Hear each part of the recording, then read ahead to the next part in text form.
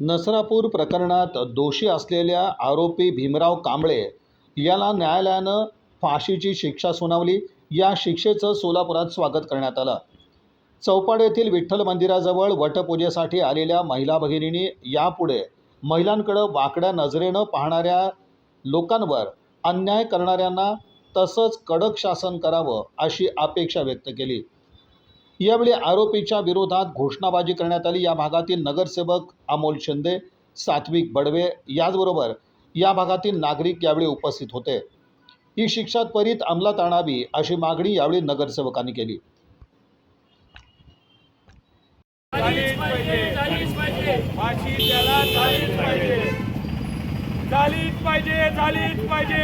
वास्तविक या नराधमाला त्याच वेळेस एन्काउंटर करायला पाहिजे होतं, पण आपला विश्वास न्यायदेवतेवर आहे। पण सरकारने न्यायदेवतेने खऱ्या अर्थानं 2 महिन्यामध्ये आज न्याय देण्याचं काम केलेलं आहे। पण भविष्यात सुद्धा या माणसाला पळवाटा काढून किंवा कुठेतरी त्याला संधी देऊन त्याची फाशी टाळण्याचा प्रयत्न त्याला संधी देऊ नये।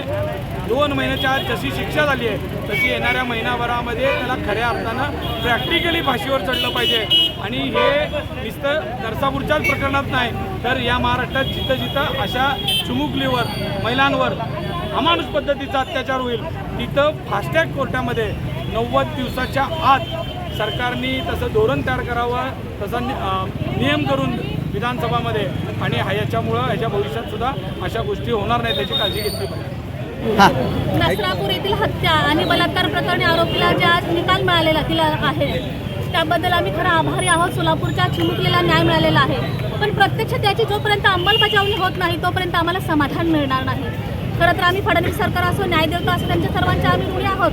खूप छान निकाल दिलेला आहे, 2 महिन्यात निकाल मिळालेला आहे, पण प्रत्यक्षात त्या माणसाला जोपर्यंत फाशी मिळत नाही असं भर चौकात त्याला लटकावा की पुन्हा कोणी हे असलं कृत्य करणार नाही।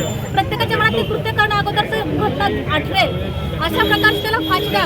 पूर्वी शिवाजी महाराजांच्या काळात कशी शिक्षा दिल्या जात होत्या ना तशी शिक्षा द्या, तशा प्रकारे त्याला मृत्यू द्या। कारण त्याला लहान चिमुकलीला जीव जातं, तिला किती वेदना झाल्या असतील ना तसं त्याला वेदना झाल्या पाहिजे, अशा प्रकारे त्याला शिक्षा द्यावी हीच आमची विनंती आहे। त्या न्यायदेवतेला आम्ही त्यांचे ऋणी आहोत। आदरणीय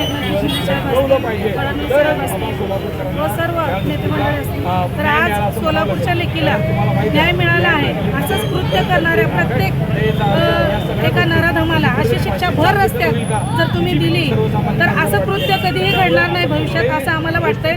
आणि हे कायमची शिक्षा ठेवण्यात यावी अशी महिलांकडून आमच्या सर्वांची आग्रहाची विनंती असेल न्यायदेवतेला, आणि आम्हाला न्याय मिळेल अशी आम्ही अपेक्षा करतो आणि त्यांना भर रस्त्यामध्ये फाशीची शिक्षा देण्यात यावी, जेणेकरून की पुढे असं कोण मनात जरी विचार आणलं तरीही त्यांना ती शिक्षा आठवावी।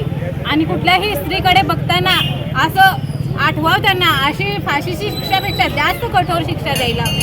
आणि ज्या दिवशी फाशीवर लटकल ना त्याच दिवशी खरं हा निर्णय न्याय मिळेल। एका लहान लेकराचा जीव कसं झाला असेल आणि त्या 9 महिने त्या आईचा जीव कसं झाला असेल, त्यापेक्षा जास्त शिक्षा त्याला कळत तेवढ्या सहन करायला पाहिजे जेवढ्या त्या आईने सहन केलंय।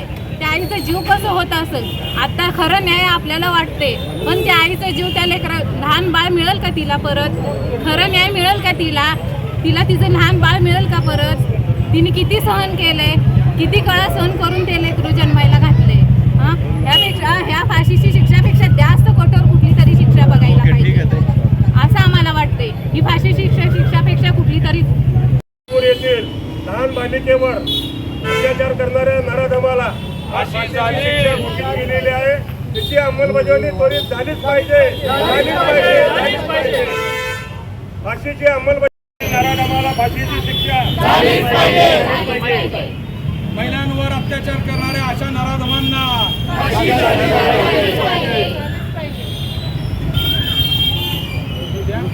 लहान बालिकेवर अत्याचार करणाऱ्या नराधमावर नराधमाला फाशीची शिक्षा झालीच पाहिजे। महिलांवर अत्याचार करणाऱ्या अशा नराधमांना झालीच पाहिजे।